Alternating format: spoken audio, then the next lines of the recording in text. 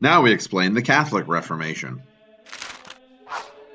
By the end of the Middle Ages, the Catholic Church was declining in moral and political leadership. One reason was the Black Death, and that many people began to question the word of clergy in terms of spiritual protection, when they couldn't even protect them physically from the horrors of the plague, especially as religious order members began to die. It was the same doubt that led people to question the value of kings and of the feudal contract. The leaders of the church also seem to be drifting from piety and humility to a life of lavish expense, greed, gluttony, and moving from preaching against the seven deadly sins to living the seven deadly sins. Leo X said, "God has given us the papacy, let's enjoy it." The papacy began to be a political graft office controlled by the Italian city-state families. They spent lots of church tithes and money on artists and sculptors to build massive cathedrals and living quarters of priests. They passed on the cost of these projects by increasing the fees on the congregation, on sacraments of marriage and baptism, and selling indulgences. Purchasing an indulgence equaled less time and afterlife punishment.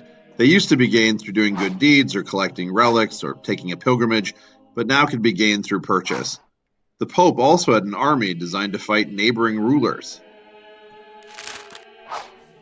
The pressure to reform the church was so great in Rome that Pope Clement V moved the whole papacy to France so that he could enjoy a more lavish lifestyle in Avignon, away from his critics. In 1378, upon the death of Gregory XI, people who wanted to restore the church to its holy center elected their own pope, Urban VI. Those who wanted to keep the papacy in Avignon elected Clement VII. This was known as the Western Schism.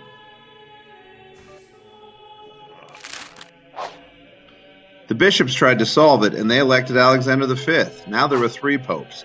Eventually, Martin IV would be elected at the Council of Constance to give 4 popes to end the reign of the other 3.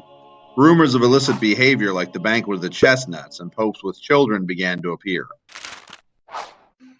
With the spread of the Protestant Reformation across Europe and the decay in moral leadership of the Church, Pope Paul III began the Catholic Reformation, or the Counter Reformation as it's called.